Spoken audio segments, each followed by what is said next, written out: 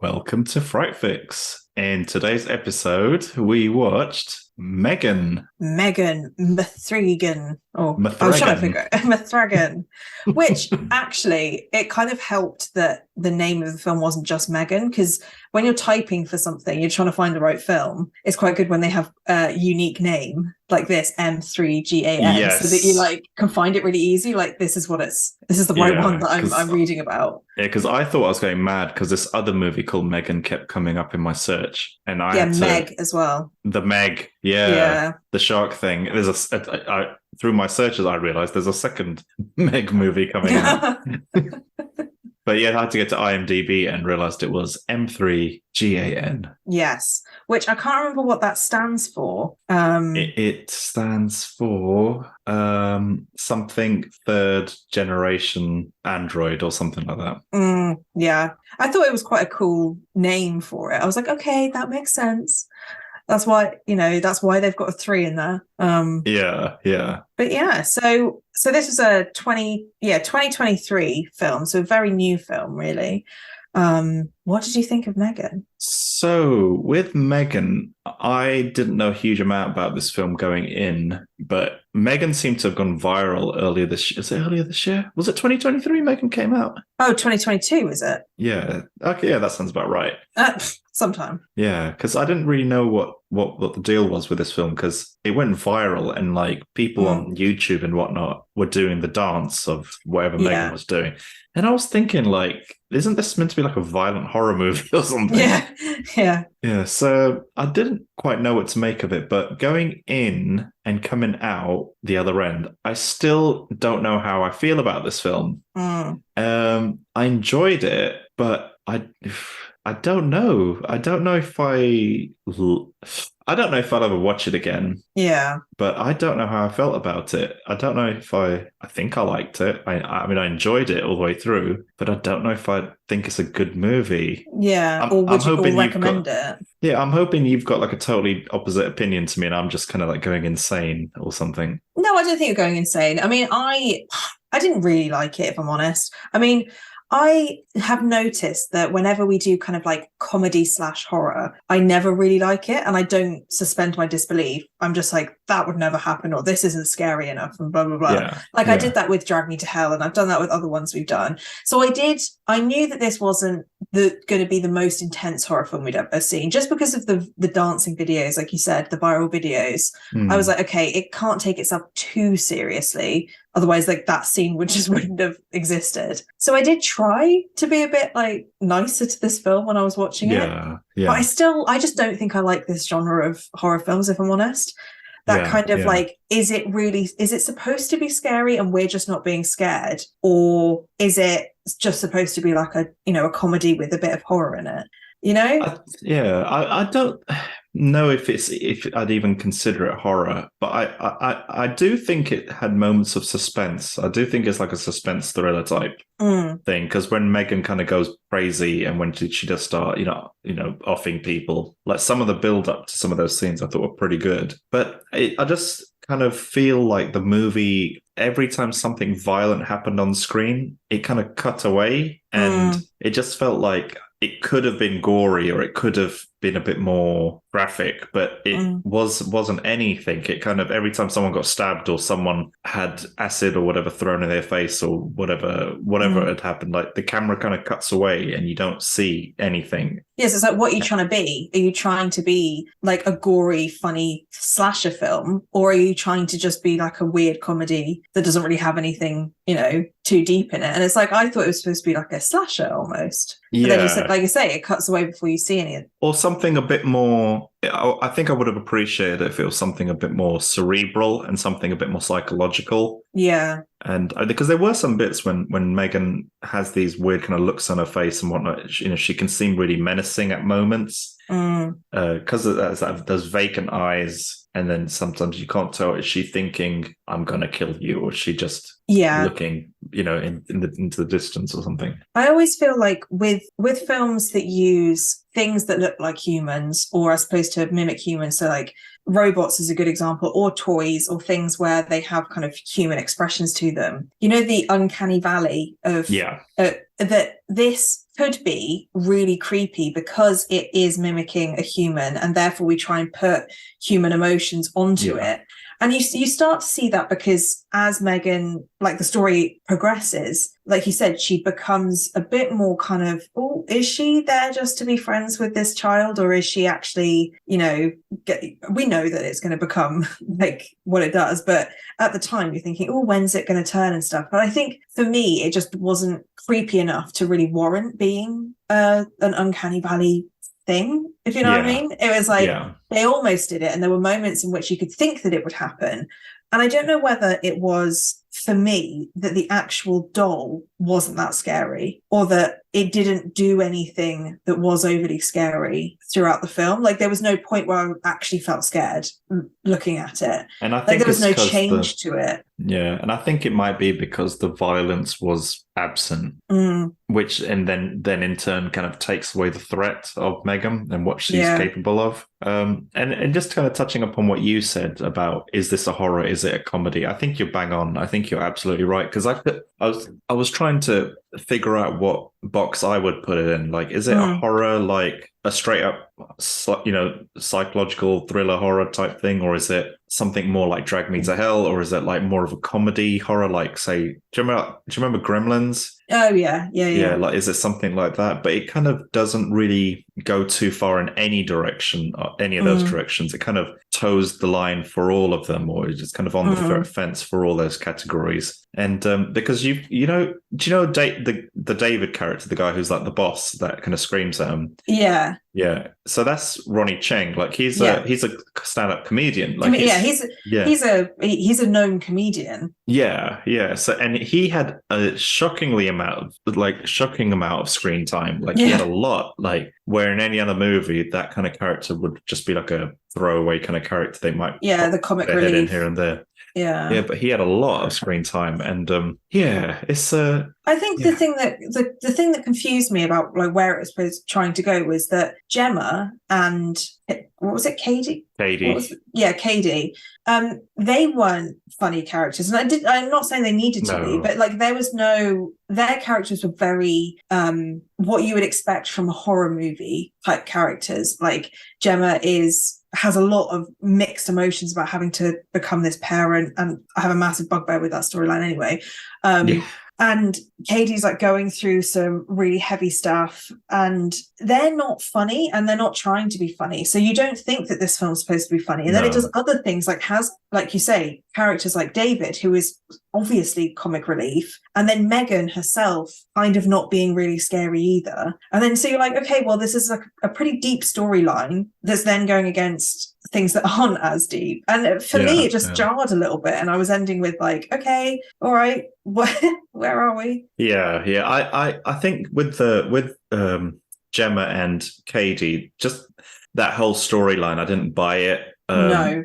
Not even from the beginning. There was something, the bit where the child support therapist or whatever first rocks up and says, oh, I'm just here to kind of, observe you guys for like 40 minutes. And then, and she makes, the kid and the lady, play with a ball or whatever. And just that whole interaction just seems so weird. Like, making Gemma kind of open up her collectible rare toy or whatever just to roll it around. And then, that was weird. I mean, why she didn't draw a line there about keeping her prized possession or whatever separate out of that. She's within her right to not give that to the kid. And then when she's trying to explain to the kid, how the toy actually works, the therapist was shutting her down, and it's like, let her show the kid. The kid might enjoy it. Like, what's she got to lose? Like, what's the kid got to lose? Like that.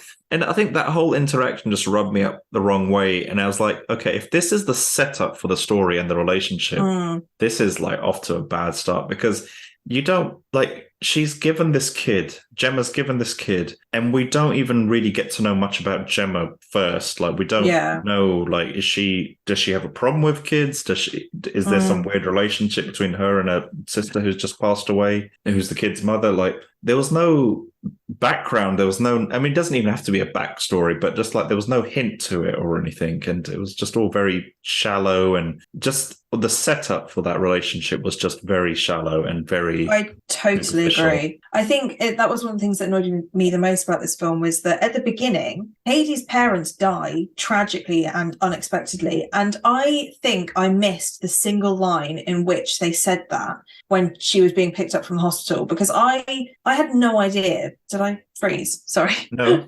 Oh, I had no idea that happened, because Katie has zero emotion about the whole thing. Gemma has zero emotion about the whole thing. Like, her sister's just died. And I get that Gemma's not supposed to be the most emotional person ever, but come on, like, her sister has died and she has been left with this child, and it's like another day. It genuinely took me until the social worker came and they were talking about her living there that I realised, oh, I must have missed the bit where she said that her parents had died. Because I got that. There was it was like a blink and you miss it thing. Yeah, it was like one sentence of like, we're really sorry, but you're back. It was something like, oh, your sister didn't have a will or something. I can't remember the exact line, but it was like one. Yeah, it was a blink and you miss it.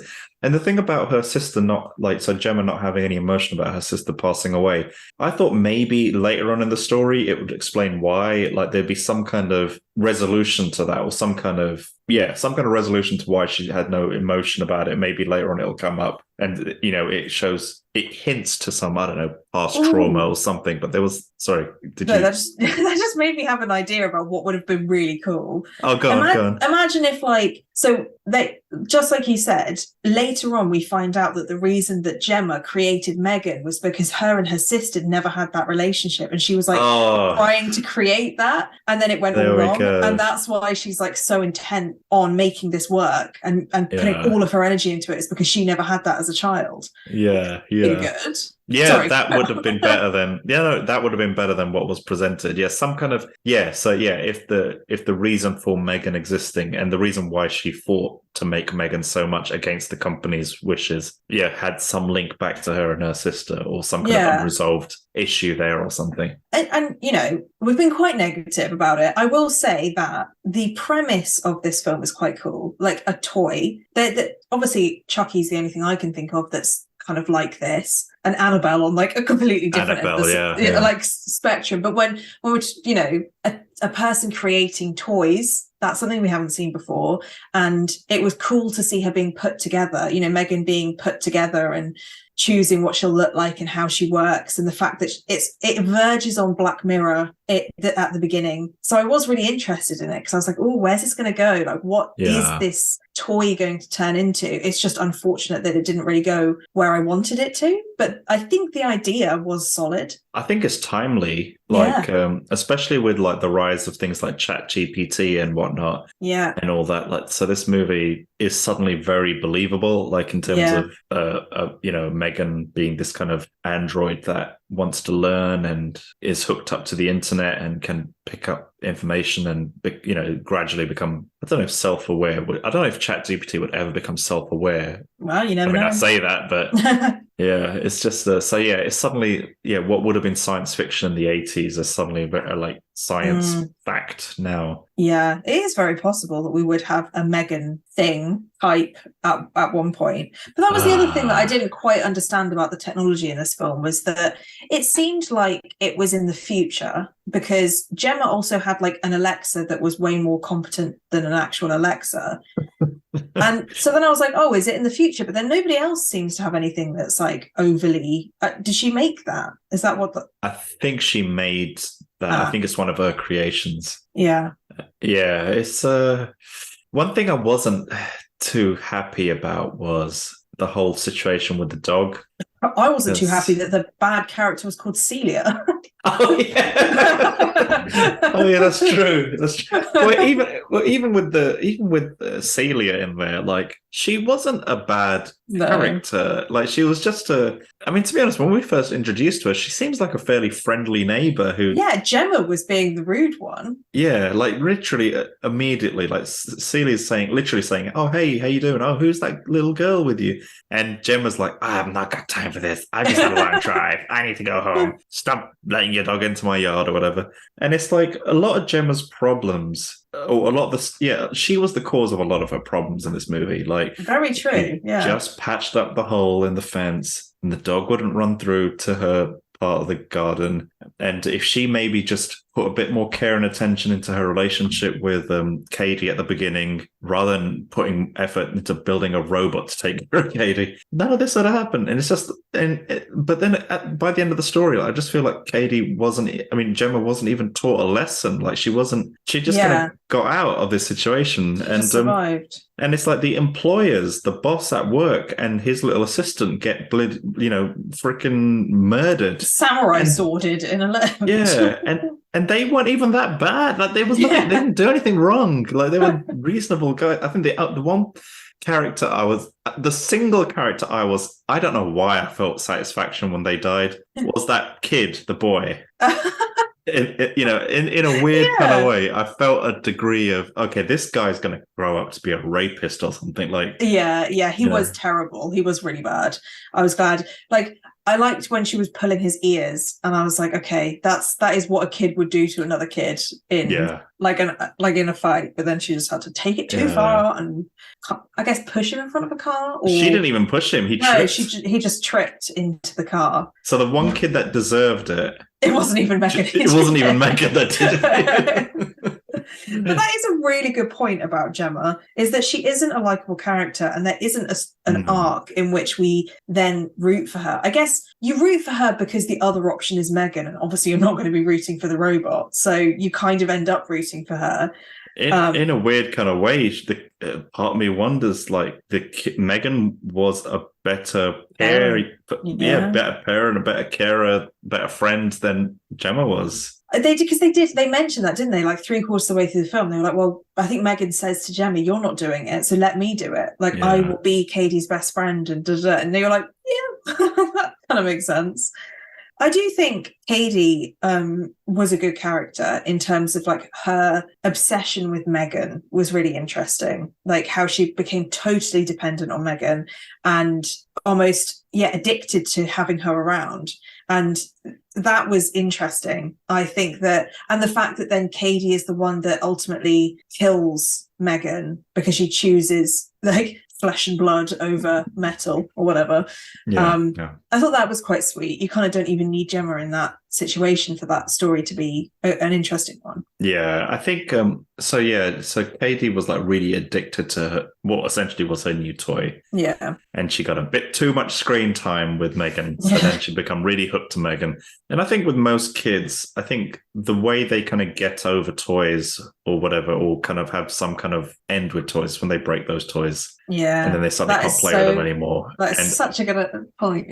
And I think that's what maybe that was the metaphor there. I don't know, but because it was Megan that essentially started the breakage of Megan. Yeah. And I think that I hadn't thought about that before, but I think that's what I thought in the instance when I saw that. When I'd seen the scene, that's what I was thinking. Like, are they being clever here? Is this a clever thing, or is this just like something to be cool? I couldn't tell, because the thing with this movie, I felt like Megan had all the ingredients to be a very good movie, like a film which is potentially a timeless movie, like potentially something that was so, like, very highbrow, like a satire that would be very relevant. Like, and I just felt like they dropped the ball. Like, there's just this.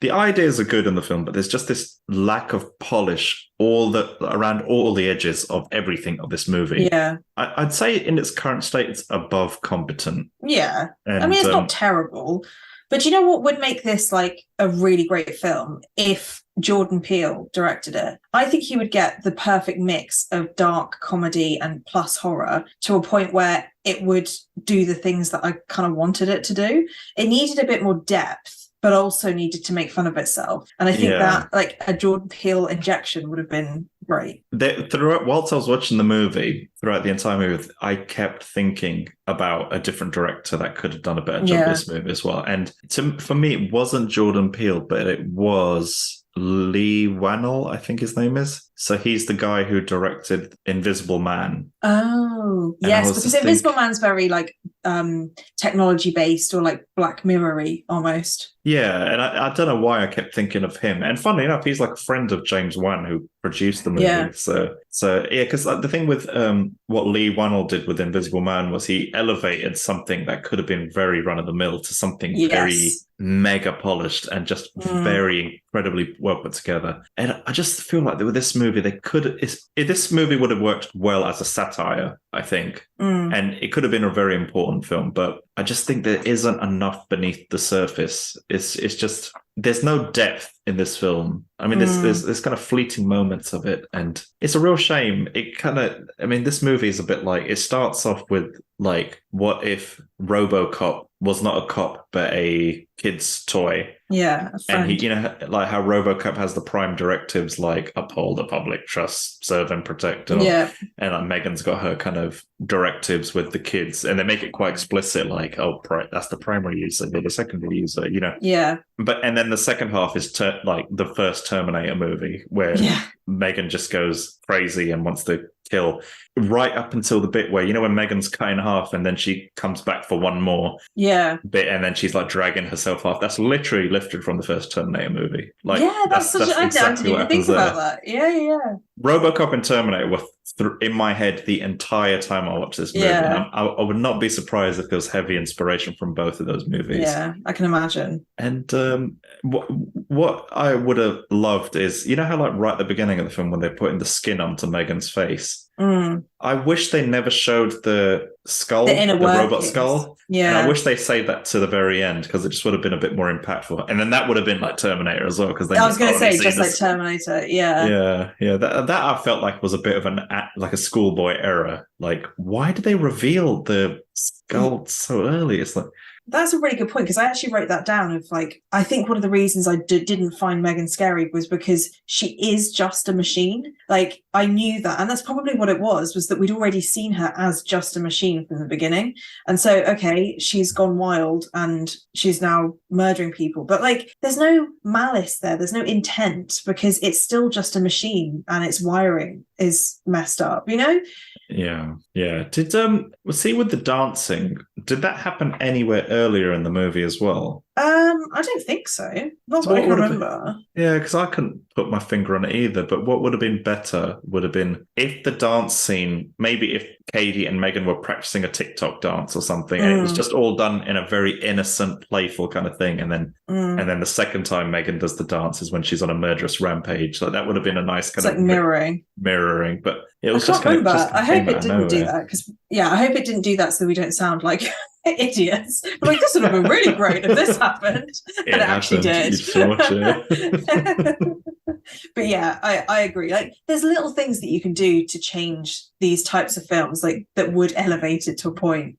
And I think I said it before, but I think they could have done more with Megan herself.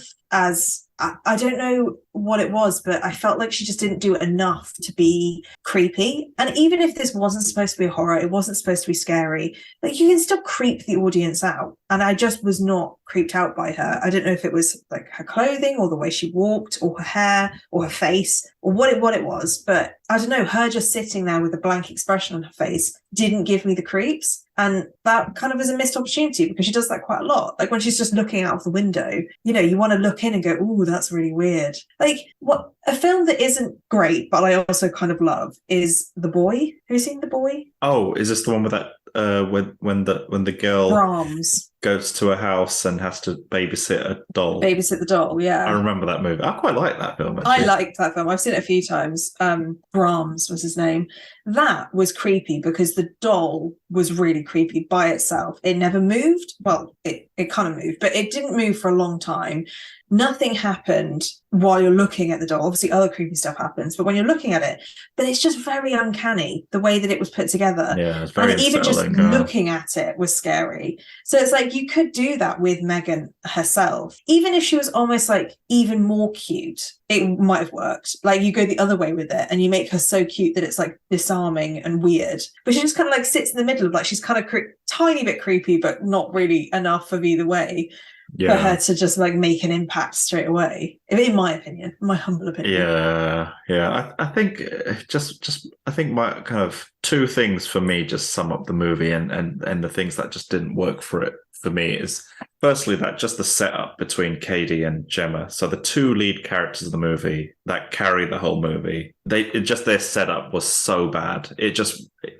I was against them from the start. Like I just was not invested. I didn't believe it. And the other thing was about the dog, where the dog bit the girl and they, drew blood from that little girl, and the police no one did anything about it. I mean, don't get me wrong. We're both dog people, love dogs. Yeah. But the thing is, in most places, that is grounds for a dog to be put down. And just that kind of was another thing that just sucked me out of the whole experience. And I hate to say this, but I think M3gan was the one character I was rooting for throughout the movie. I was always actually quite happy to see her on screen. Like, so the one kill that I was actually found quite satisfying about that boy, I wanted M3gan to do something about it, because by that point, M3gan is there to protect Katie, and that kid was like abusing Katie. So then, but then, so then the setup is totally wrong. Like in my mind, like I wasn't quite sure what the team that made the movie wanted me to feel, because I wasn't rooting for Gemma. Like I didn't think she was a very good character. I didn't empathize with her or sympathize or anything. And I mean, clearly they're setting this movie up for a sequel, because that whole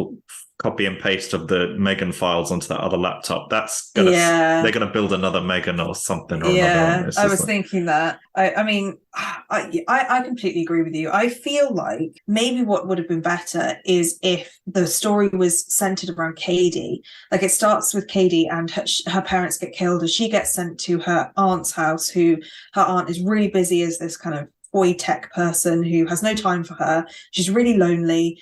And then she gets this doll and they form the attachment, and it's seen through the eyes of Katie, because you can feel for her, you can feel those emotions that you need for a main character to want to root for them.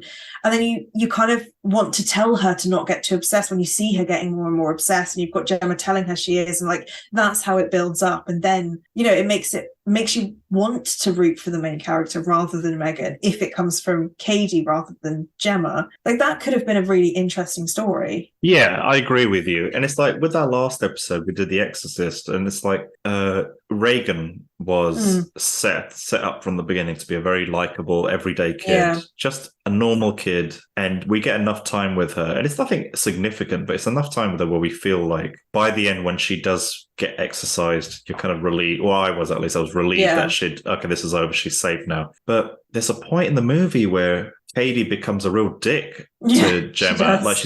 They're driving and she's screaming and kicking her chair whilst she's driving and stuff. And then I thought, if they're going to go down that route, why not just go full hog and have this kind of thing where when the film, post parents' death, Katie's this little fragile kind of innocent little thing, and Gemma is this workaholic kind of, obsessed with artificial intelligence and making this doll. And maybe as the movie progresses, we see a transition where Katie becomes more obsessed with the doll, and then Gemma starts to regain some level of humanity, and we just see this kind of where they kind of cross over and exchange roles. And I don't know, maybe go extra dark, and I don't know, maybe Gemma somehow shuts down M3gan, but then I don't know, maybe Katie becomes the villain of the film. She's there's a human that's even worse than M3gan. Because now Katie's so obsessed that she tries to kill Gemma, or does kill Gemma or something. Like make it something. I mean, if you want to like do a metaphor for kids and their getting addicted to their screens, like that's a pretty good one. Don't let them get addicted to their iPads, or they're gonna kill you. But yeah, I mean, I've never seen Chucky before, and it does kind of make me want to watch it, because I do think that they also took a lot of it, not that I've seen it, but inspiration from that as well, from like something that's supposed to look quite innocent then becomes murderous. But I feel like Chucky has a lot more depth in the character in terms of like it's actually evil and like likes to be evil and loves the thrill of the kills and things. which I don't really think M3gan is. I think she's a bit more like, I'm doing it for a purpose almost, of like, get back to Katie. Yeah, I mean, she's programmed for it. That's the thing. That's what she was built for, to take care of Katie. I mean, yeah, I'd maybe we should make the Chucky thing our next review. I mean, I've never seen any of them. Like, was it the first one called Child's Play or something? Like, I know one of them is, but I don't know which one. I mean, it would be quite cool, yeah, 2 toys next to each other and see how they compare, because they're probably very different. But I hear so much about Chucky that it's hard to not think of it when you watch a film like this. Maybe we could even, have we done any of the Annabelle movies yet? Have we not? I don't think we have. I think we've seen them all, but we've probably never reviewed it. Maybe we could do one of those as well, and a toy series, the Toy Story, but just the blood and guts version. Yeah, I think we should. Well, I mean, I don't want to say M3gan was a flop, but it was verging on it for me. Yeah, I mean, it was just one of them. I mean, we've seen loads of movies like this where they're worth a watch once. They're entertaining enough, and there's not much else there. And it's not. This isn't one of the worst movies we've seen. I watched all. It had my attention the entire way through, and it was well shot and everything. But it just could have been so much better.